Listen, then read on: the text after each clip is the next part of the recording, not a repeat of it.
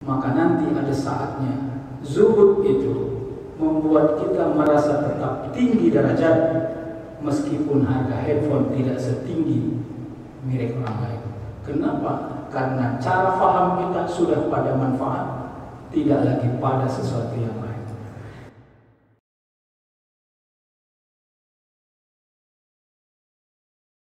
A'udzubillahi minasyaitonirrajim. Bismillahirrahmanirrahim. Assalamualaikum warahmatullahi wabarakatuh. Waalaikumsalam. Hamdan wa syukran lillah. Salatan wa salaman ala Rasulillah la nabiyya ba'da. Asyhadu an la ilaha illallah wa asyhadu anna Muhammadan abduhu wa rasuluh. Allahumma shalli ala Muhammadin tibbil qulub wa dawahiha wa afiyatil abdani wa shifaiha wa nuril absari wa diyaniha wa ala alihi wa sahbihi ajma'in. Allahumma rabbi shrah li sadri wa yassir li amri wahlul 'uqdatam min lisani yafqahu qawli. Hasbunallah wa ni'mal wakil, ni'mal maula wa ni'man nasir. Ghufranaka rabbana wa ilaikal masir, wa la haula wa la quwwata illa billahil aliyyil azim. Di awal sebelum kita memulai majelis ilmu ini, kita bermunajat, berdoa kepada Allah Subhanahu wa taala.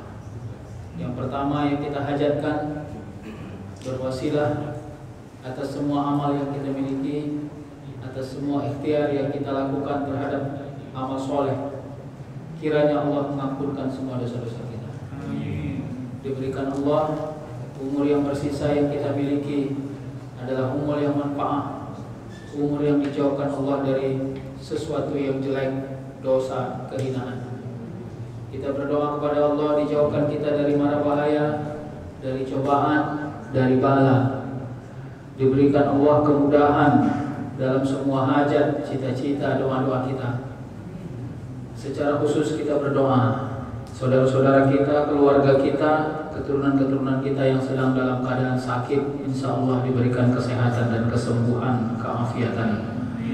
Saudara-saudara kita, keluarga kita, keturunan-keturunan kita yang sedang dalam keadaan kemiskinan dan kesempitan, diberikan Allah keluasan rezeki dan kelapangan. Saudara-saudara kita yang sedang runtuh imannya, insya Allah diberikan Allah hidayah. Dan insya Allah kita semua adalah orang-orang yang husnul khatimah. Salawat dan salam kita hadiahkan kepada Rasulullah sallallahu alaihi wasallam. Allahumma shalli ala sayyidina Muhammad wa ala alihi wa sahbihi ajma'in. Mudah-mudahan kita tetap istiqamah menjadikan Rasulullah sebagai uswatun hasanah. Bapak Ibu yang dirahmati Allah, hari ini kita membahas zuhud, wara' sudah selesai. Saya ingin mengulang-ulang sedikit saja tentang bab doa. Mudah-mudahan mengulang-ulang ini, kalau kata guru-guru dulu, lancar kaji karena diulang. Syarat yang paling energik di dalam doa itu yang pertama adalah doa kita itu adalah hajat keimanan kita. Itu yang pertama. Hajat keimanan itu apa? Dimintakan Allah kekuatan keimanan, keistiqomahan. Termasuk hajat keimanan itu adalah diminta keampunan dosa. Ya.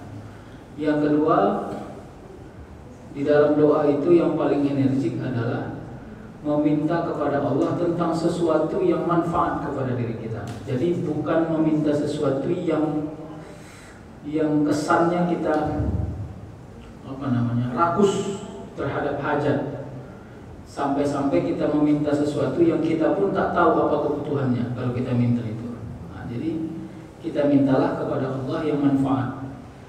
Atau kita minta kepada Allah sesuatu yang sifatnya duniawi, kalau terasa belum manfaat, maka diberikan Allah kekuatan untuk memanfaatkannya. Karena sia-sia satu hal yang kita miliki kalau kita tidak mampu memanfaatkannya. Yang berikutnya, doa yang energik itu adalah kalau di dalamnya ada doa kita kepada orang-orang lain yang bukan diri kita. Jadi doa itu tidak boleh rakus. Jangan hanya minta untuk kita, tapi harus ada hajat orang lain di dalamnya. Itulah namanya as-shadaqah bid-doa, sedekah dengan doa. Jadi mudah-mudahan terserah cara doanya gimana, bahasanya gimana, modelnya gimana, tapi ada di dalam doa kita itu kita minta kepada Allah, kepentingannya bukan kepentingan kita, hajatnya bukan hajat kita, tidak ada untungnya pun sama kita, tapi tetap ada di dalam doa kita. Kenapa? Mudah-mudahan kalau kita mau mendoakan orang yang bukan diri kita, orang pun juga akan mau mendoakan kita yang bukan dirinya. Kira-kira gitu.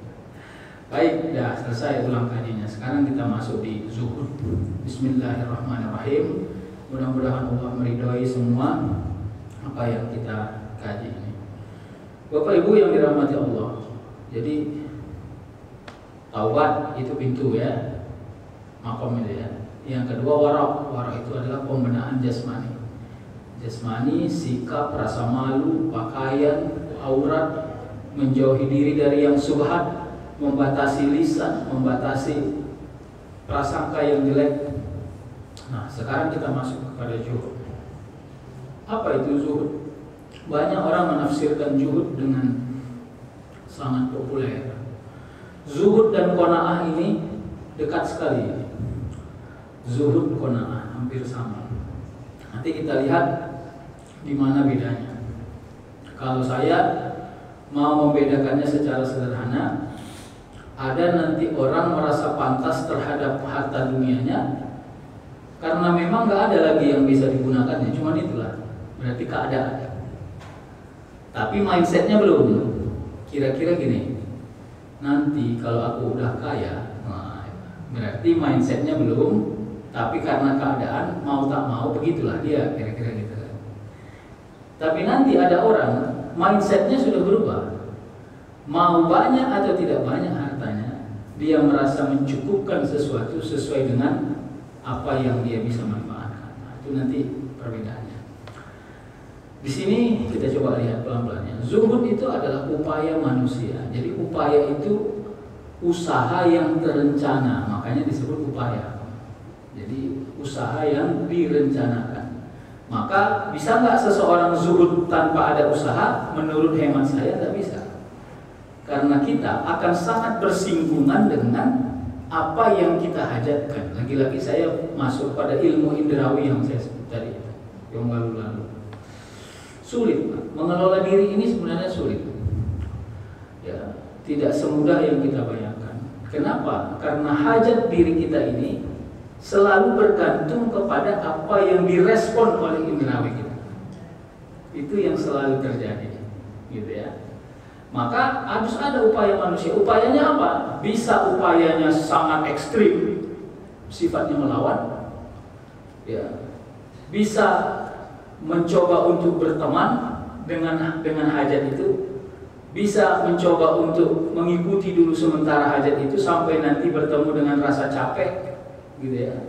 Sampai nanti pada akhirnya berpisah sendiri antara kita punya kemauan dengan apa yang kita mau lakukan. Nah, itu namanya selera. Siapa orang yang bisa membantai seleranya? Payah. Nah, kalau secara ekstrim kita ingin membantai selera kita, setiap apa yang kita mau tangkis. Kalau bisa cara menangkisnya adalah dudukkan dia, datangkan dia di hadapan kita, tapi jangan kita ambil, kita jamah, kita makan, ya, segala macam. Tapi itu menurut saya terlalu ekstrim. Nah, maka kita coba cari jalan yang lain. Apa? Ada diskusi yang harus kita lakukan di dalam diri kita. Diskusi itulah yang selalu saya katakan namanya dialog imajiner. Dialog imajiner ini jadi manusia ini jasmani, jas, ini ruh. Dia kan sebenarnya terpisah. Kebetulan saja dia bersatu. Kan gitu.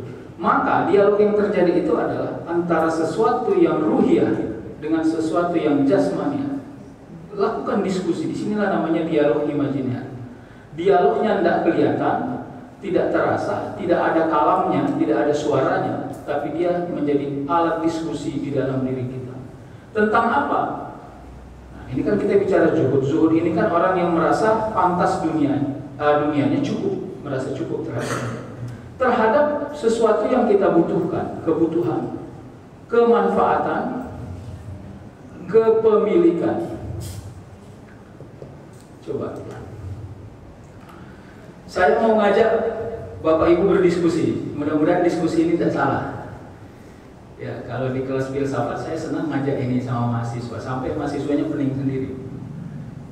Handphone. Paling murah gadget itu harga berapa, Pak? Harga 500 ada dari kita. Paling murah gadget itu merek-merek Cina itu, Pak. Paling mahal harga berapa? Ada yang 20. Merek apa semangka, merek mangga itu. Nah, iya. Perkara hanya kameranya 3-nya, beda harganya sampai 8 juta katanya. Lalu kalau kita bicara, saya enggak merasa bilang ini salah. Lalu besok yang punya handphone merek mangga nggak mau lagi bawa. Bukan gitu. Saya mau mengajak kita berdiskusi dulu. Seberapa besar kemanfaatan itu kita miliki. Gitu ya. Kita kan mau bicara zuhud nih, makanya hitungannya harus rigid. Kira-kira apa yang dibangun oleh handphone mahal itu kepada dirimu sehingga dirimu merasa itu cukup pantas kau miliki? Bukan hanya kepantasan yang sifatnya jasmaniah, tapi juga kepantasan yang sifatnya rohani. Pertanyaan ini itulah yang saya sebut dialog imajiner. Jadi bukan pelit, Pak. Pak Ustadz, nanti jadinya kita pelit. Enggak pelit. Jadi nanti akan muncullah semacam kesimpulan. Kesimpulannya sangat kalkulatif. Ya, kalau manfaatnya masih samanya manfaat handphone yang harga 20, ya nolnya ada 6. Dengan handphone yang harganya 1.875.000 itu pun potong cashback. Masih sama, gunakan WA, gunakan telepon, gunakan SMS, main YouTube dan segala macam. Nggak ada bedanya. Maka apa yang membuat dirimu harus memilih sesuatu yang very expensive? Saya tidak merusak pemikiran kita, tapi saya mau bilang disitulah ranah zuhud pelan-pelan merubah paradigma kita. Jadi kalau memiliki handphone yang mahal itu membuat marwah naik, prestis meningkat, derajat kehidupan meninggi, maka nanti ada saatnya zuhud itu membuat kita merasa tetap tinggi derajat meskipun harga handphone tidak setinggi milik orang lain. Kenapa? Karena cara faham kita sudah pada manfaat, tidak lagi pada sesuatu yang lain. Nah, maksud saya disinilah nanti letak kemana manusia itu berbasis pada kemanfaatan itulah. Jadi makanya kalau saya ditanya, Pak Ustadz, jadi gimana saya udah punya handphone merek mangga ini tadi? Gak apa-apa, pakai aja Pak. Cuman coba perbesar manfaatnya supaya kita tetap berada pada kejutan kita. Jangan diperkecil manfaatnya. Nah gitu Pak. Nah ini maksud saya. Cara kerja gitu sama kayak orang banyak. Pak Ustadz, saya punya uang banyak, beli mobil Alphard boleh nggak? Ya boleh kali. Alphard kan masih belum ada apa-apanya. Beli mobil yang itulah, yang kayak tuan-tuan takur yang ada di YouTube itu, apa Sultan katanya sekarang. Beli mobil harga 18 miliar. Boleh Ustadz, boleh aja. Tapi pastikan manfaatnya Anda kenali. Jangan manfaatnya tidak dikenali. Nah, sehingga ini nanti menjadi paradigma yang salah. Tapi kalau cara pandangnya lurus, pasti yang manfaatnya kecil tidak akan kita dapatkan.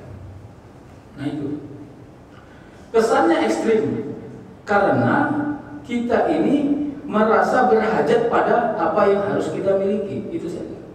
Hajat kita adalah apa yang harus kita miliki, belum apa yang harus kita manfaatkan. Nah, zuhud adalah upaya manusia mengalihkan perhatiannya. Pak, kalau mengalihkan perhatiannya, kira-kira kalau kita kasih gambarnya kayak mana tuh? Ada orang nengoknya ke sana, karena terlalu sore awak nengok ke sana, awak palingkan. Itulah dia mengalihkan perhatian. Tubuh masih tetap di sini, hajat dunianya masih ada di sana, tapi sengaja saya palingkan kepala ke sana. Karena kalau saya tetap melihat ke sana, saya akan terjebak dengan syahwat yang tidak baik. Nah, itu, makanya mengalihkan berhenti. Jadi tidak perlu diri lari keluar, tidak usah, biar aja gitu. Tapi sekedar alihkan perhatian. Itu aja, itu jalan yang paling awal. Jauh dari dunia. Orang yang bersikap zuhud adalah mereka yang hanya fokus pada kepentingan akhirat atau surgawinya. Nah, kalimat ini sangat emosional. Ini saya kutip dari beberapa pandangan para ahli sufi lah, tentang bagaimana mereka melihat zuhud. Karena memang persepsi akhirat, persepsi surgawi adalah sesuatu yang jauh dari hingar-bingar dunia. Itu dia. Makanya kan awal kemunculan tasawuf itu kenapa? Karena ingin memusuhi dunia. Kenapa? Karena pada saat itu tauladan, tidak ada ketauladanan pada orang yang memiliki dunia. Yang ada adalah kejahiliahan. Nah, jadi kejahiliahan orang-orang Arab pra-Islam itu bukan karena miskinnya, tapi justru karena kayanya. Nah, jadi disitulah letak awalnya kenapa tasawuf muncul setelah Rasul wafat, ingin mengatakan bahwa tanpa dunia kami juga bisa hidup, bisa bertahan hidup, survive. Gitu ya. Meski menurut beberapa pendapat juga menyebutkan zuhud bukan berarti melupakan dunia. Nah, saya termasuk menggarisbawahi ini, bukan melupakan dunia. Saya termasuk orang yang cukup tertarik dengan beberapa pendekatan yang dibuat oleh Buya Hamka, yang mengatakan bahwa zuhud itu adalah cara manusia memanage potensi dunianya dari sesuatu yang sifatnya sangat hedonis, prestis, menuju sesuatu yang sangat bermanfaat. Jadi manajerial, jadi sifatnya tidak meninggalkan gitu. Tapi meninggalkan itu pun kalau kita bicara riwayat itu dilakukan para ulama dulu, dilakukan mereka itu. Nah, ya. Jika dilihat secara kasat mata, zuhud adalah praktik yang tak memerlukan harta kekayaan dunia. Tak hidup dengan mencari harta kekayaan seperti manusia kebanyakan. Orang yang zuhud hanya mencari harta seperlunya, asal cukup untuk bertahan hidup di dunia. Kenapa saya harus munculkan pandangan ini? Bukan tulisan saya, ini pendapat dari beberapa ulama. Saya ingin katakan, begitulah dulu ekstrimnya para ulama menempatkan dunia sebagai sesuatu yang harus dimusuhi. Gitu Pak. Jadi sekarang kita bukan dimusuhi, tapi kita ajak dia berteman. Nah, jadi kalau saya ditanya, ini kan judulnya zuhud modern. Apa itu zuhud modern? Adalah orang-orang yang membatasi hajatnya kepada sesuatu yang dia perlukan meskipun dia banyak memilikinya. Nah, itu kan dalam alat rezeki dulu sudah saya gambarkan. Gini Pak, sini, nah, itu kan. Ini yang parah, ini yang parah. Ini pemasukan, income. Ya, ini pengeluaran, gak imbang, gitu kan? Nah, sekarang dia ingin memperkaya dirinya. Dengan cara apa dia memperkaya dirinya? Dia perbanyaklah pemasukan. Masalah besarnya adalah orang yang terlalu fokus memperbanyak pemasukan, dia sering lalai memperkecil pengeluaran, sehingga semakin tinggi pemasukan, semakin tinggi pula. Itu masalahnya. Jadi di sini kenanya ini, Pak. Begitu ya. Salah satu permasalahan besar kenapa pengeluaran tinggi. Nah, disinilah kita letak zuhudnya. Ini kan bicara akhlak rezeki tadi ya. Salah satu pengeluarannya kenapa tinggi? Karena di sini sudah masuk salah satu poin kehidupan kita. Kalau poin itu sandang, pangan, papan. Jadi kebutuhan tertiaristik itu sudah masuk, sesuatu yang prestis itu masuk di sini. Padahal dia tidak primer, tidak sekunder, tersier. Sehingga padahal makannya dari dulu miskin sampai sekarang sudah kaya, masih samanya telur juga ya. Tak pernah tangguh. Udah. Kalau ke kantor masih bawa air mineral kayak orang-orang Chinese itu. Masih biasa ya. Tidak ada yang berubah dengan pola makannya, tapi hedonis, gaya hidupnya sudah mulai berubah. Kenapa? Mungkin dari start dari sini menuju kemari dia sudah punya jabatan, naik pangkat, derajat tinggi sehingga mengiringi prestis sesuatu. Itu yang menjadi penyakit kepada diri kita. Penyakit itu siapa yang buat? Nah, itu yang saya katakan tadi. Penyakit itu yang buat indrawi kita. Saya sebenarnya salah ini ceramah sama Bapak Ibu ini. Maunya anak-anak muda dulu sini yang baru masuk kerja gitu kan, yang masih duduk, yang bajunya klinis, nggak boleh kalau agak meot sedikit supaya ingin bilang bahwa esensinya adalah manfaat. Nah, gitu ya. Nah, sekarang kerjanya gimana? Kerjanya gini, yang menurut Hamka itu tidak energik, dia tidak pernah menyalahkan. Tidak energik adalah zuhud itu dengan mematikan pemasukan. Dimatikan pemasukan. Gitu. Padahal pengeluaran sulit dimatikan. Itu dia. Nah, itu masalah. Jadi ada orang berhenti bekerja karena dibilangnya hijrah, dia berhenti bekerja. Padahal belum pun berhenti bekerja, cengap-cengap juga hidupnya gitu. Kira-kira gitu. Dengan cara apa? Itu tadi ya. Nah, maka yang ditawarkan oleh Hamka adalah tak apa-apa, cari ini sebanyak-banyaknya. Sekarang kau fokus mengurangi ini dikurangi. Itu dia, Pak. Beginilah sebenarnya bagusnya hidup kita ini. Pemasukannya banyak, pengeluarannya sedikit. Ya. Nah, sisanya di sini kemana ini sisanya? Kan ada sisa tuh. Sisanya kemana? Disitulah letak. Kalau kata orang rantau, membolo anak-anak atau membenahi anak-anak, keluarga, keturunan, jiran, saudara, sampai pada jihad, ya birrizki, berjihad dengan rezeki kita. Apa itu? Simpak, sedekah, wakaf, dan disinilah nanti Allah hidupkan ghirah itu. Nah, bagaimana ini hidup ghirah? Kalau pengeluarannya pun masih lebih tinggi dari tidak mungkin loh. Nah, nauzubillah. Inilah yang perlu kita ajarkan kepada kita. Jadi disinilah letak zuhud itu. Maka zuhud itu bukan mematikan pemasukan, tapi zuhud itu adalah membatasi pengeluaran dengan cara apa? Melatih indrawi untuk silahkan melihat, silahkan mencium, silahkan meraba, tapi tidak berhajat pada apa yang kau hajatkan. Nah, itu yang payah. Bisa Pak Ustaz? Menurut saya bisa. Bagaimana caranya? Ya, masing-masing lah kita melatihnya. Nah, itu. Gini Pak, tapi saya kira orang-orang tua zaman dulu itu suka kayak gitu. Orang Melayu suka kayak gitu menurut saya. Datang awak ke rumahnya, dihidangkannya makanan, ya kan?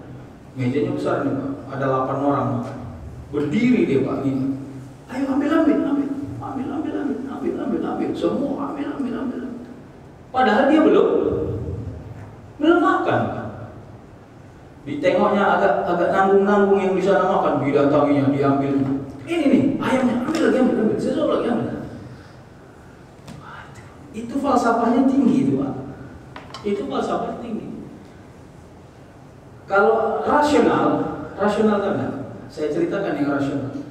Kalian datang gratis ke rumahku, aku yang menghidangkan semua ini. Kubanting lah dulu mana yang suka, aku sisanya baru untuk dia. Rasional itu, ya kan? Diambilnya ayam yang paling besar, hidangan yang paling lezat, dicongok-congokkan yang makannya, baru sisanya udah tenang, berasa banting lah sisanya.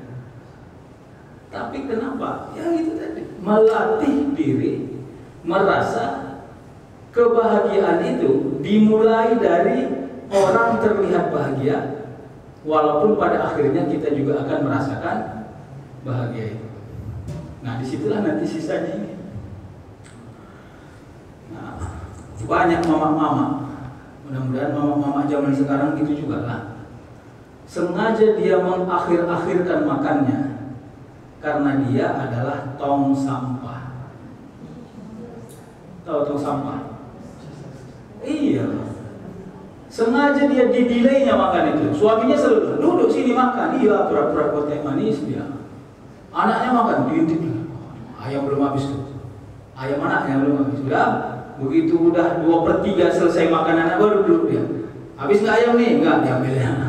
Suaminya, telurnya habis? Enggak. Menurut saya, secara tidak langsung kita sudah mempraktikkan itu. Akhirnya, Rasul itu paling benci sama orang membuang makanan. Selesai. Apalagi kalau kita bicara dalam adabnya, kalau kau buang makanan, pada saat kau buang makanan itu ada hewan peliharaanmu yang masih lapar, terhina kau saat itu. Nah, gitu ya. Masa tega-teganya kau buang sisa makanan, padahal hewan peliharaan pun masih dalam keadaan lapar. Nah inilah Bapak Ibu, gimana caranya? Ayolah sama-sama lah kita. Makanya saya katakan kepada kita, sekarang kita sedang mengajarkan anak keturunan kita, ayo bekerja, menabung dengan bagus, hemat dalam hidup, jangan mengikuti prestis dunia. Saya termasuk orang yang banyak mengkritik ya di beberapa forum ya tentang tayangan-tayangan di YouTube itu yang sultan-sultan itu, tidak suka saya. Itu tidak mendidik, Pak. Ya, datang ke rumah orang nanya berapa harga mobilmu, bro? 2,4 miliar. Yang ini berapa? 7 miliar. Gini, kata orang, sirik tanda tak mampu. Itu kata anak ya, kau kan nggak ada duit kau start, makanya nggak bisa. Maka begitu kau. Kalau ada duit kau kan kayak gitu juga. Nggak begitu, Pak. Nggak ada duit kita. Jangan begitu. Nggak layak tontonan itu ditunjuk kepada orang, karena orang dulu mengajarkan kalau ada uangmu sembunyikan supaya orang lain merasa tetap tidak rendah diri di hadapan diri. Ini enggak. Jadi akhirnya anak-anak kita, keturunan kita berpikirnya pragmatis. Tapi karena di dunia online itu carinya juga adalah cari apa namanya? Apa sih namanya itu ya? Ada subscriber. Nah, supaya dapat dia punya banyak. Jadi gini Pak, awak yang nonton, kuota awak habis, udah dia kaya, dia pula yang untung. Nah, itulah kapitalisme model baru zaman sekarang. Yang membodohi diri kita adalah siapa Pak? Ya kita sendiri. Siapa suruh kau tonton? Kira-kira gitu. Jadi ya, alhamdulillah. Jadi memang mudah-mudahan masjid-masjid mau mengaktifkan YouTube dakwah seperti ini. Bukan hanya masjid ini, ya masjid mana-mana. Supaya apa? Diimbangi itu, Pak. Jadi terserah orang mau nonton atau tidak. Besok kalau di sini sudah habis COVID sebentar lagi mudah-mudahan mau dibuat lomba azan di sini misalnya oleh remaja masjid. Bantu buat YouTube nih.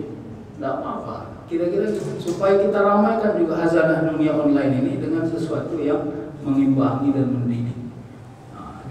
Saya dulu ingat betul Pak, tahun 90-an ikutlah saya lomba azan. Ya. 2 hari sebelum saya naik lomba azan, enggak tidur saya Pak. Dalam rangka menyambut hari lomba azan itu. Begitu azan Pak, lupa hayya al-shalah. Dari asyhadu anna Muhammad Rasulullah langsung hayya al-falah. Ketawa sejadi-jadinya semua peserta. Bayangkanlah masih kelas 3 SD. Wah, kubanti lari. Azan tidak selesai, peserta lari selesai. Kira-kira. Tapi ada ghirah. Kenapa? Karena anak-anak kita dilatih. Oke, kita kembali ke laptop. Ya. Jadi oleh karena bisa dikatakan zuhud adalah keputusan melupakan dunia. Ya, wa mal hayatud dunya illa la'ibu wa lahun. Ya, jadi laib walahun itu canda tawa, senda gurau. Jadi kalau kita bicara pada bab niat, gini aja, udah kerja serius, motan, tahu motan Pak? Tingkat motanitasnya harus tinggi, tingkat keseriusannya harus tinggi, gitu ya. Nah, tidak terjebak dengan berapa yang harus diterima dan seterusnya. Nanti doanya harus diakulturasi. Ya Allah, banyakkanlah rezekiku. Kalau tak banyak rezekiku, sedikitkanlah pengeluaran. Kira-kira gitu. Coba direnovasi kita punya doa ini, supaya banyak melahirkan syukur, sedikit tidak melahirkan kufur. Nah, gitu kira-kira. Yang sering terjadi adalah banyak melahirkan syukur, sedikit melahirkan kufatan. Itu yang menjadi masalah. Nah, mudah-mudahan ya. Jadi ini harus kita katakan kepada anak-anak kita, Bapak melupakan angan-angan dan hanya melihat dunia dari sudut pandang tidak membutuhkannya. Lihat tapi coba tidak membutuhkannya. Direkam.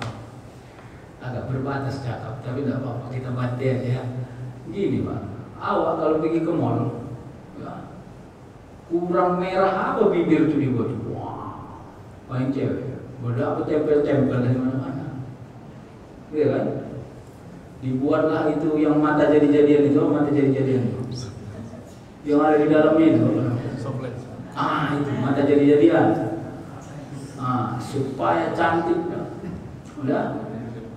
Itu kawan kita yang sebelah itu pakai celana pendeknya dia ke mall, sandal jepit yang udah mau putus tuh. Udah kadang-kadang dia bawa duit pakai apa itu? Keratas kreseknya dia bawa. Tidak hilang rasa percaya diri dia. Kadang-kadang awaknya yang malu. Oh Ustaz, Islam itu an-nazafah minal iman. Iya. Saya mau bicara tentang bagaimana kita melihat sesuatu tidak berhubungan kepada prestis ansih. Kalau gitu Pak Ustaz, kami ke mall pakai celana pendek aja mulai besok. Enggak gitu juga. Maksud saya, coba kita batasi, kita pantaskan. Ya, kalau memang begitu. Jadi Pak, ini cerita serius, lucu. Menurut saya lucu, tapi menurut orang entahlah ya. Saya pulang ceramah siang, gitu ya. Pakai jubah ini Pak. Naik mobil baru teringat ada undangan ustadz besar, anaknya nikah di Geria Band, kan tempat besar. Kalau pulang waktu sudah mau habis, kalau datang bagaimana pakaian? Istri sudah uring-uringan, ikut istri pulang waktu itu kan karena ikut dia ada acara kami sekalian. Panggil anak, tenang aja, ngapain peninggal kita nengok orang aja pun nggak pernah nengok awak. Udah masuk, saya pakai jubah gitu Pak. Bismillah aja. Selama masih tutup aurat, memang agak ditengok orang lah kan. Mananya Ustaz di salah tempat berasa Ustaz nih, nggak apa-apa. Datang saya salam Bismillah, niatnya lurus. Nah, kira-kira kayak gitu. Tapi tidak perlu juga begitu kali. Kalau gitu dicoba agak ekstrim enggak. Pokoknya kondisional aja. Yang penting kita tutup aurat, yang penting kita jaga adab, kita jaga sikap, tidak menimbulkan fitnah. Kalau sudah terjaga itu syarat, insya Allah kemana Allah jaga derajat kita, Allah jaga kemuliaan kita. Nah itu menurut saya. Baik ya. Nah kita lihat beberapa ayat. Banyaklah ayatnya, tapi beberapa termasuk dalam surah Al-Hadid. Likaila takshaw ala ma fatakum wa la tafrahu bima atakum wallahu la yuhibbu kulla mukhtarin fakhur. Kata Allah, kami jelaskan yang demikian itu supaya kamu jangan berduka cita terhadap apa yang luput dari kamu. Ya. Ala ma fatakum. Jadi ya, yang luput dari diri kita jangan kita berduka cita. Dan supaya kamu jangan terlalu gembira terhadap apa yang diberikan Allah kepadamu.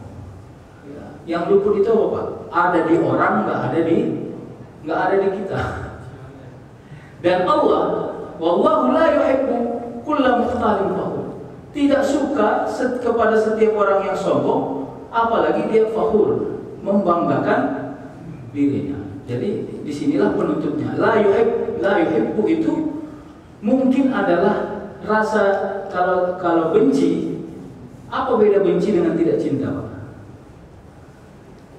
Kalau tidak cinta belum tentu benci. Kalau benci pastilah sudah tidak cinta, kira-kira. Jadi la yuhibbu itu belum, memang Allah tidak membenci, Pak. Tapi Allah tidak suka. Gitu ya, tidak suka. Jadi oleh karenanya apa yang luput dari kita jangan berduka cita. Apa yang kita miliki jangan pula menjadi kesombongan kepada diri kita. Disitulah letak konsep dasar kejutaan itu ya.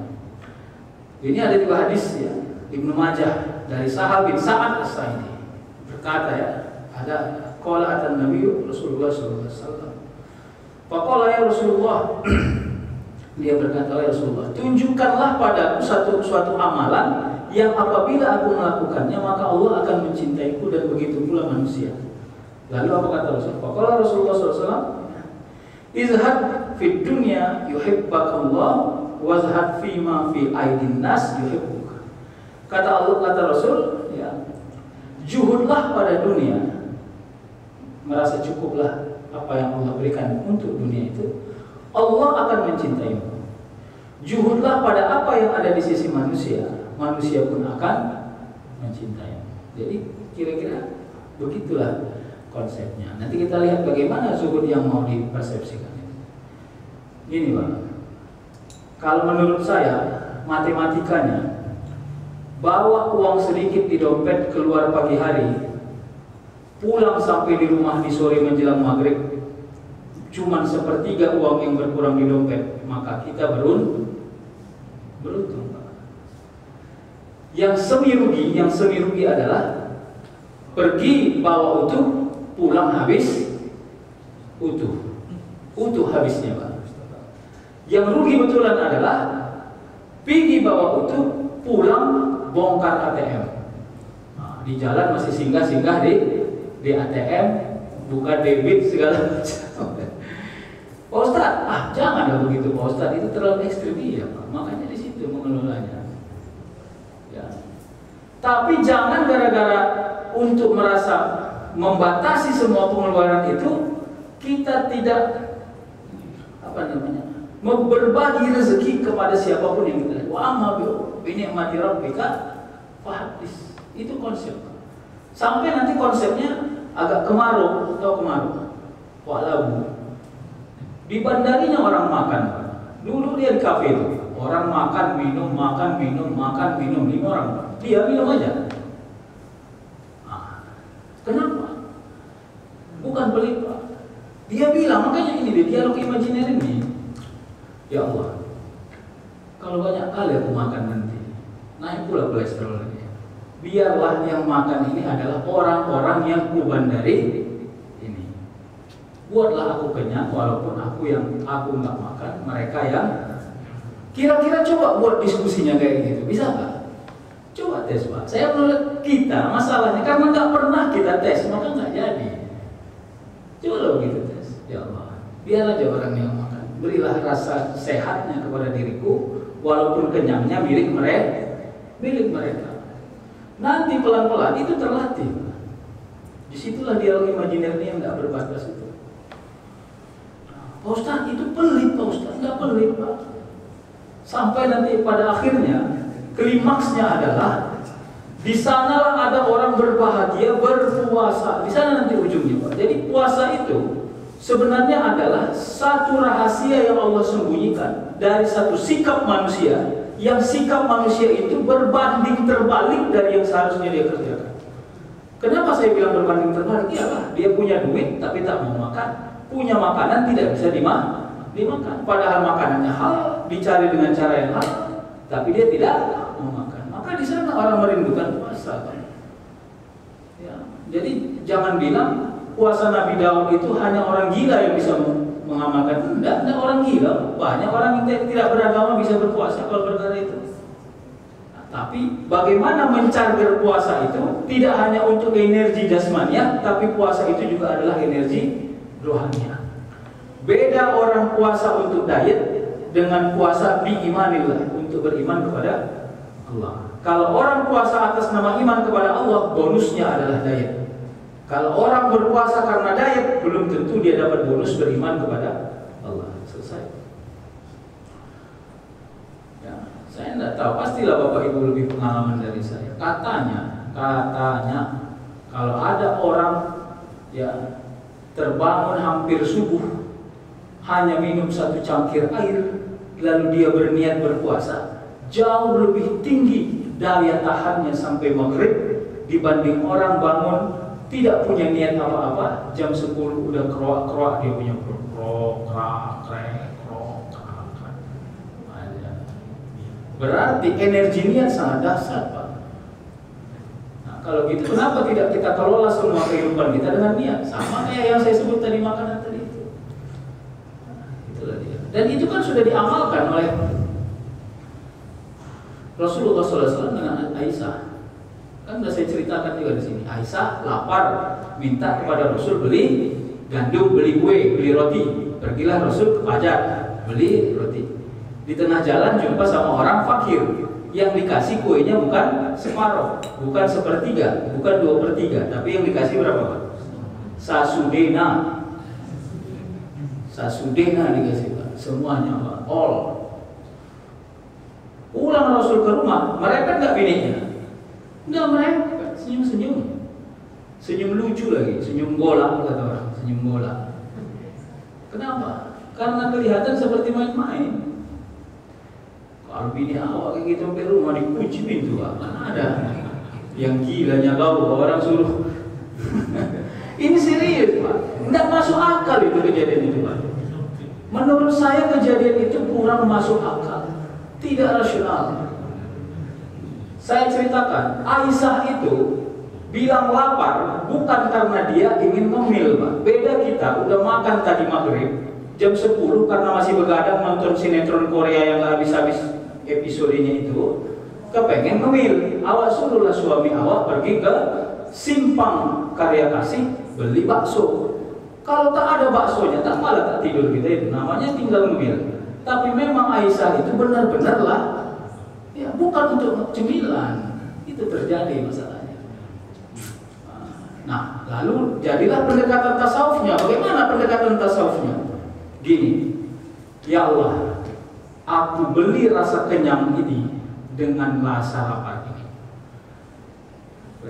Ku beli rasa kenyang ini dengan rasa lapar ini. Bagaimana caranya? Biarlah aku yang lapar, yang merasa kenyangnya adalah orang yang fakir.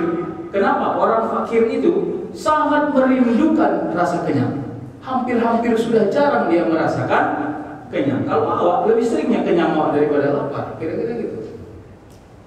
Biarlah ya Allah, dia yang merasakan kenyang, saya tetap dengan rasa lapar saya, tapi izinkan hasil dari rasa kenyang itu juga singgah di diri saya. Apa hasil dari rasa kenyang Pak? Hasil dari rasa kenyang bukan ngantuk, tapi sehat. Nah, maka konsep puasa adalah sehat. Itulah rahasianya. Asrarul ahkam, rahasia hukum yang Allah sembunyikan dari sesuatu orang yang patuh. Ya. Pak, siapa di sini yang jadi pimpinan perusahaan? Kira-kira kan kita sering muji karyawan kita kayak gitu. Pak, kasihan dia Pak, ini tukang sapu ini. Udah jam makan Pak, suruhlah dia istirahat, biarkan aja. Aku mau ngecek dia, mau muji dia dulu. Kira-kira dia serius nggak kerjain itu? Nanti kalau 3 hari ini dia serius saja kerjain itu, mau naikkan gajinya. Kira-kira gitunya itu. Kejadian kita ini, Pak Ustadz nggak naik gaji saya Pak Ustadz, lapar jalan terus. Iya, gajimu nggak naik, tapi sehatmu tidak berpengaruh. Jadi ada orang dibayar Allah mahal semua harga istiqomahnya dengan dia punya sehat. Begitu aja logikanya. Apa yang sulit kali Pak? Berapa umur? Tanya umur coba. Timbangan badan berapa? Uban berapa? Kera bandingkan. Umur berapa? Uban berapa? Timbangan berapa? Wah, ini masih lari-lari dia sambil salto-salto. Ada wak sana bersepeda pun dapat. Nah, kira-kira begitulah.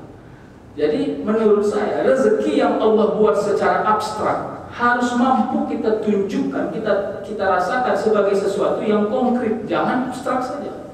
Apa itu rezeki yang abstrak? Itu tadi sehat, nyenyak tidur. Siapa yang nggak nyenyak tidur? Ayo coba cerita kita. Siapa yang nggak nyenyak? Orang sakit saraf kejepit, payah kali tidur itu Pak. Paham? Baru sedikit dikasih Allah, udah payah. Jadi ya udah, nggak usah banyak kali teori kita tenang-tenang aja. Sampai nanti pada saatnya ada rasa syukur yang nggak bisa diimbangi orang lain, meskipun orang lain banyak punya hal, kita nggak banyak punya hal. Ya itu tadi yang kayak tadi itu kenyamanan. Maka menurut saya perlu ada model doa yang berbeda. Gak apa-apa Bu, berdoa pakai bahasa Indonesia saja. Ya Allah, kalau ditanya apa mauku, banyak harta gak ada penyakit, itulah mauku. Tapi kalau disuruh milih lah ya Allah, gak apa-apa lah, hartanya pas-pasan saja, tapi jangan banyak kali penyakit. Gak apa-apa, gitu-gitu aja model doanya. Coba dialogkan. Ya Allah, anakku ini ya Allah, kok payah kali dia pulang ke rumah jam 10 malam belum pulang ke rumah. Peninggal ya pulang. berilah ya Allah perlindungan. Paling enggak buatlah kawannya malas berkawan sama dia, biar di rumah aja. Enggak apa-apa, agak dibuat dulu helah doa itu, supaya itu jadi energi kepada diri kita, berprasangka baik kepada semua yang Allah sedang takdirkan kepada diri kita. Nah itu dia. Baik ya, sedikit lagi. Orang yang beriman itu berkata, ini dalam surah Ghafir, wa qala allazi amana ya qaumi tabi'uni ahdikum sabilar rasyad. Ya qaumi innama hazil hayatud dunya mata wa innal akhirah hiya darul qarar. Orang beriman itu berkata, hai kaumku, ikutilah aku akan menunjukkan kepadamu jalan yang benar. Hai kaumku, sesungguhnya kehidupan dunia ini hanyalah kesenangan mata, ya, dunia mata. Dan sesungguhnya akhirat itulah darul qarar. Darul qarar. Tadi sore saya nonton film apa Pak? Ini gara-gara mau nunggu maghrib ini, nonton film Korea di TV. Enggak, saya enggak candu Korea, jangan takut ibu-ibu. Ibu-ibu aja itu, laki-laki enggak apa. Di Net TV.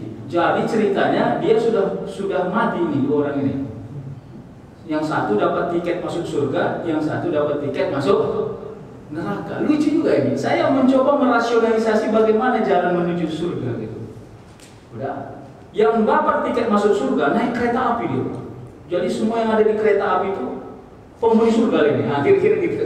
Mati dalam keadaan baik gitu kan. Jalan mereka diskusi, waduh, bagaimana nanti di surga, diskusi mereka sampai akhirnya kereta apinya terbang ke langit. Nah, habis itu enggak saya tonton sampai habis kan. Saya mencoba mengatakan gini, saya bukan itunya yang pengen saya. Gini, Pak. Bahkan orang yang tidak beragama pun sedang mencari tahu sebenarnya surga itu kayak mana. Dengan cara merasionalisasikan surga itu. Makanya ada judul sinetron surga yang tak dirindukan itu ya. Itu cerita poligami itu Pak. Jangan dibilang mama marah itu. Jadi oleh karenanya apa yang mau saya katakan? Kalau orang yang tak beragama saja mencari surganya, kenapa orang yang beriman tidak pernah mencari surganya? Itu pertanyaan kenapa sulit sekali. Nah inilah dia. Makanya disebut darul qarar. Mahwa darul qarar. Negeri yang kekal itu apa itu? Negeri yang dibuat Allah. Dunia sebagai tempat memenuhi perbekalan. Karena perjalanan masih panjang. Jangan sampai tas ranselmu itu kosong karena semua makanan sudah kau habiskan di tempat persinggahan.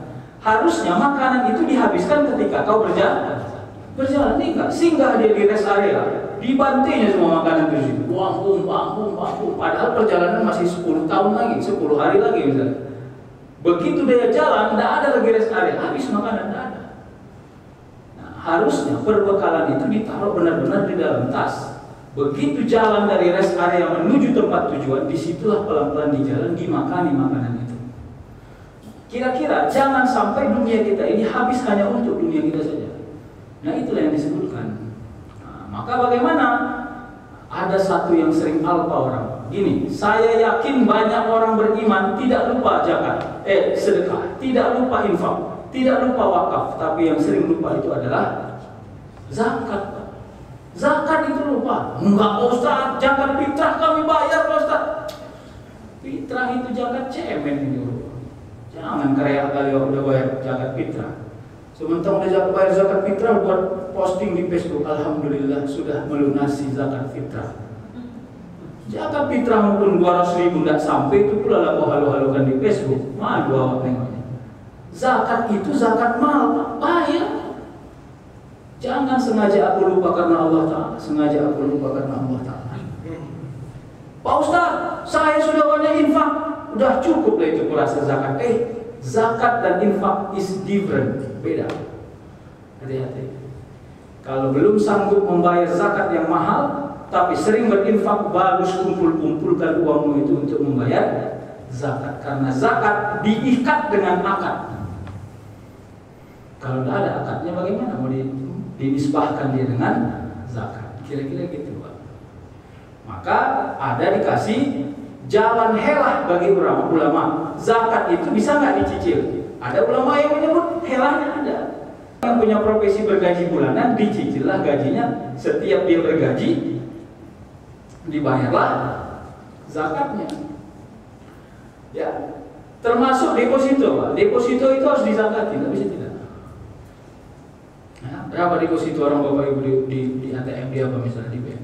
Setiap tahunnya sampai haulnya, sampai masanya cukup kadarnya bayar 2,5% dari situ. Nah itu, jadi itulah salah satu cara supaya tidak melupakan perbekalan. Jadi zakat itu, kalau saya umpamakan perbekalan, zakat itu adalah perbekalan primer. Perbekalan primernya itu bagaimana maksudnya? Takkan mampu kau hidup kalau tidak ada dia. Itu perbekalan primer. Jangan sampai lebih banyak bekal tertier awak daripada bekal primer.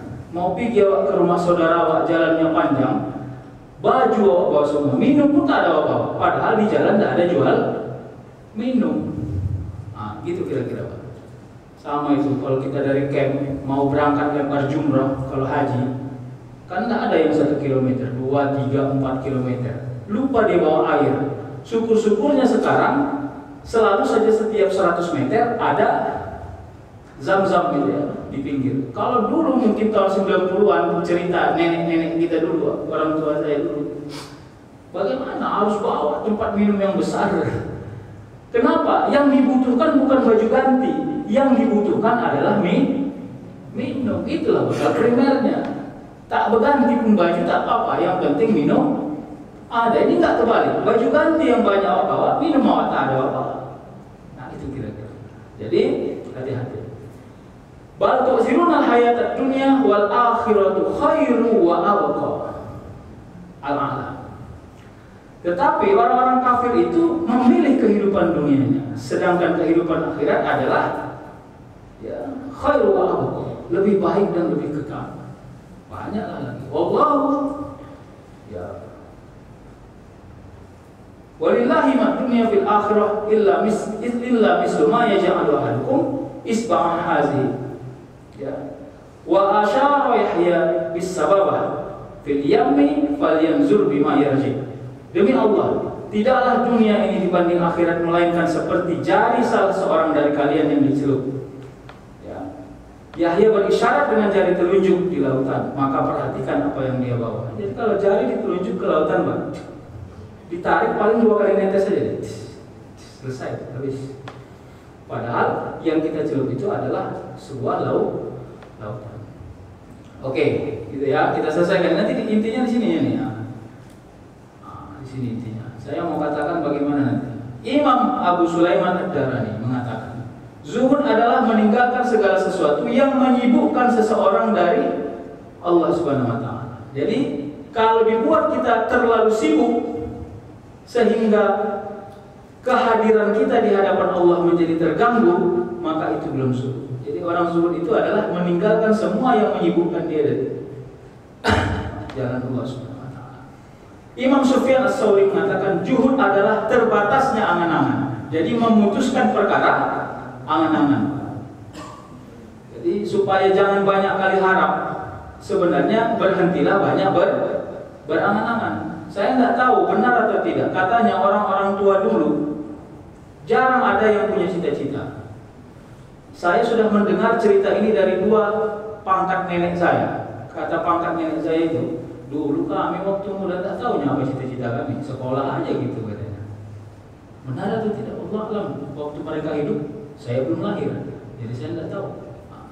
Tapi orang sekarang banyak kali cita-cita. Bapak Ibu, kalau Bapak Ibu bergaul di dunia kampus, ngeri Pak. Masuk semester 1 sudah diajari kita mau jadi apa? Mau jadi apa? Kalau kau belajar ilmu ini, mau jadi apa kau nanti? Kalau kau mau belajar ilmu ini, jadi apa kau nanti? Gak apa-apa, itu dalam ilmu manajemen bagus. Ya, dalam ilmu berpikir sistematis bagus. Tapi dalam ilmu merangkai merangkai takdir, merangkai kemungkinan, merangkai apa yang Allah pilihkan kepada diri kita, itu kadang-kadang merusak frekuensi. Sulit. Makanya menurut saya, cita-cita itu jangan dijadikan tujuan, tapi cita-cita itu dijadikan jalan. Kalau cita-cita dijadikan tujuan, kalau tidak sampai kita pada cita-cita itu, maka kita anggap kita tidak berhasil. Tapi kalau dia dijadikan jalan, berarti dia hanya wasilah. Banyak Pak, kuliahnya biologi, kerjanya punya apa? Botot, punya botot Pak. Ada 3 toko bototnya, botot. Tapi dia kuliahnya biologi dulu. Begitu ditanya sama dosennya, nggak berhasil kau nih. Kenapa? Harusnya orang biologi kerjanya A, B, C, D. Nah, menurut dia berhasil Pak. Biasa aja Pak, kira-kira gitu. Jadi tidak semua. Jadi oleh karenanya kalau itu kita pahami, maka angan-angan dibatasi aja. Ya. Kecuali dia menjadi doa. Ini menurut saya berbeda. Ada angan-angan yang tidak menjadi doa, ada yang menjadi doa. Yang sering saya mencoba meluruskan apa yang disebut oleh, meluruskan dalam makna bukan salah ya, meluruskan dalam makna menguatkan paham. Yang disebut oleh apa namanya itu ya, Ustadz apa itu yang selalu bilang doa ini mau dapat mobil, doa saja. Ustadz Yusuf Mansur. Dia kan sangat matematis doanya. Lo mau apa? Mau mobil. Udah doa, bilang pegang mobilnya 2 bulan lagi dapat. Ya Allah, aku mau mobil kayak gini 2 bulan. Dia kan selalu gitu tuh, ceramah-ceramah kemana-mana. Udah. Mau apa? Mau rumah mewah. Apa yang paling kau suka? Mobilmu yang harga 40 juta, jual 40 juta. 40 juta itu infak sedekah. Nanti Allah akan ganti. Dia aja. Kira-kira gitu. Menurut saya mudah kita menteorikannya, tapi sulit kita mengamalkannya. Saya termasuk orang yang yakin dengan dia. Kalau kita mau ekstrim, makanya kenapa orang-orang dulu termasuk di dalam banyak sunnah terhadap anak, sunnah yang dilakukan orang tua terhadap anak adalah memegang kepala anak lalu mendoakannya selain dari berselawat, supaya itu menjadi doa. Apa mau jadinya? Yang kedua, kenapa orang Arab itu selalu memberi lakop kepada anaknya? Lakop itu apa ya? Gelar-gelar. Makanya orang Arab itu kadang banyak namanya, benda satu aja. Ya, si Anu. Kenapa? Setiap nama itu dianggap sebagai doanya. Jadi ada perilaku bapak, makanya oleh karena itu mulai hari ini bapak ibu banyak buat nama anak bapak ibu, sampai di rumah panggil dia dengan nama yang lain, misalnya boleh, tapi nama di KTP-nya cukup satu, bisa menjadi doa, kira-kira gitu ya. Pak Ustadz, mana lebih bagus, kasih nama anak yang punya nilai doa atau kasih nama anak yang punya daya falsafah? Gini, jangan dibeda-bedakan. Tapi kalau daya falsafah itu bisa menjadi doa buat, yang khawatirnya begitu ditanya nama anakmu, kau hanya bilang cantik. Kenapa bapak kasih nama anakmu kayak gitu? Cantik aja aku tengok. Nah, itu dia. Padahal sunnah hukumnya memberi nama anak sebagai doa. Makanya ada beberapa nama nanti yang tidak disarankan ya. Beberapa nama yang tidak disarankan karena dia berhubungan dengan sesuatu yang jelek. Imam Junaidi mengatakan, juhud adalah menganggap kecil dunia dan menghapus pengaruhnya di hati. Ingat, jadi menganggap kecil dunia. Bapak Ibu, bagaimana supaya dunia ini kecil? Coba tolong ajarin saya. Kayak mana caranya melihat dunia ini kecil? Naik pesawat lah. Kan Bapak Ibu sering naik pesawat. Begitu naik pesawat, Kuala Namu itu kecil kali ya, tengok. Betul Pak? Berarti jalan satu-satunya melihat dunia ini kecil harus dari mana Pak? Dari langit. Berarti energinya vertikal. Kalau melihat dunia ini dari bumi, nengok tetangga aja minder. Satu mobil dia seharga rumah awak. Bayangkan. Berapa harga mobilnya? 800 juta. Rumah awak cuma 600 juta. Malu awak. Kalau melihatnya dari bumi. Maka untuk melihat supaya dunia ini kecil, jangan dari bumi, dari langit. Apa yang dipakai energi? Energinya adalah ihdinas siratal mustaqim. Ya Allah. Dari atas. Jadi bagaimana? Ya udah, kita minta Allah yang memberi kekuatan kepada diri kita, karena satu-satunya yang mampu melihat dunia ini kecil dari atas tidak pernah turun adalah Allah Subhanahu wa taala. Berarti tenaga yang kita pakai adalah tenaga berprasangka baik kepada Allah supaya melihat dunia ini kecil. dan menghapus pengaruhnya di hati.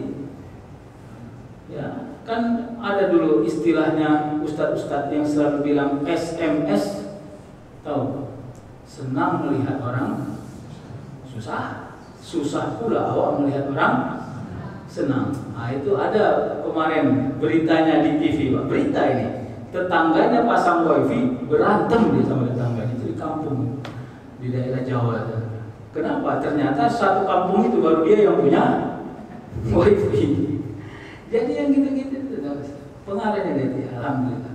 Kalau tetangga punya banyak harta, ucap dalam hati, ya Allah, alhamdulillah, tetangga saya banyak hartanya.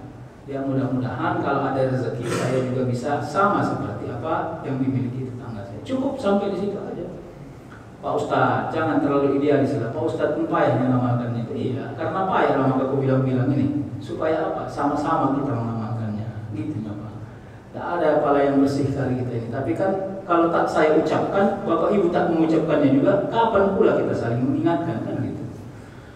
Wahid bin Ward mengatakan, zuhud adalah tidak merasa putus asa tatkala harta benda dunia terlepas dari genggaman, gitu ya.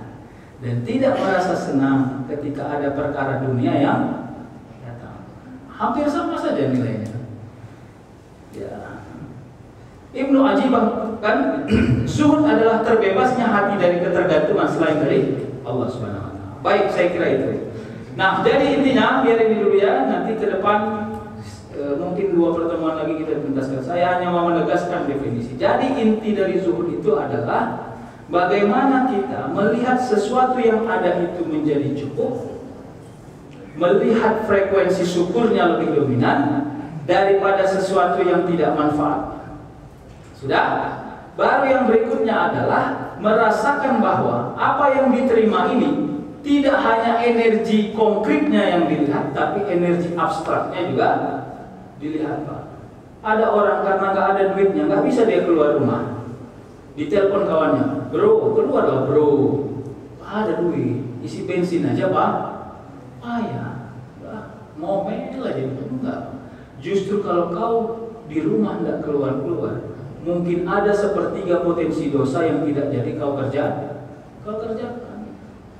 Apalagi ada cara Allah gini Pak. Ada satu hal yang mau kita buat jahat, jelek, berdosa.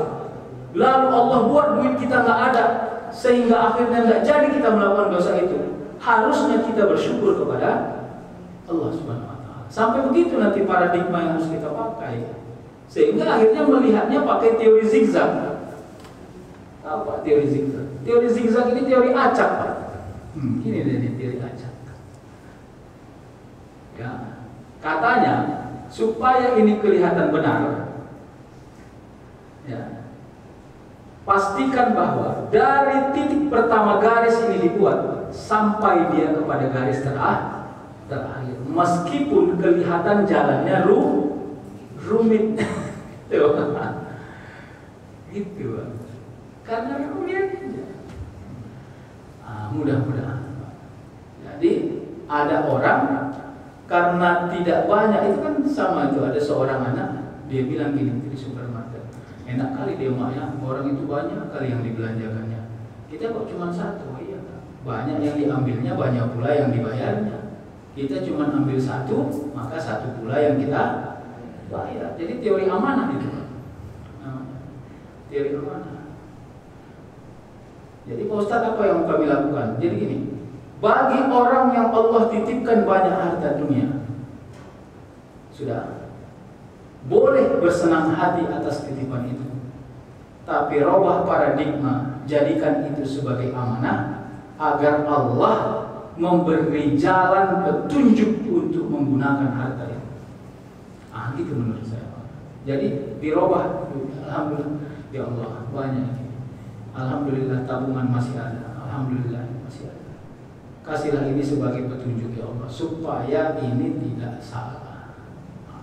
Doa-doa kayak gini penting, supaya itu tadi prestisnya kurang, hedonnya kurang, rasa sombongnya kurang, Allah berhentikan semua. Sehingga sesuatu yang datang itu adalah sesuatu yang sifatnya bermanfaat saja. Nah, gitu.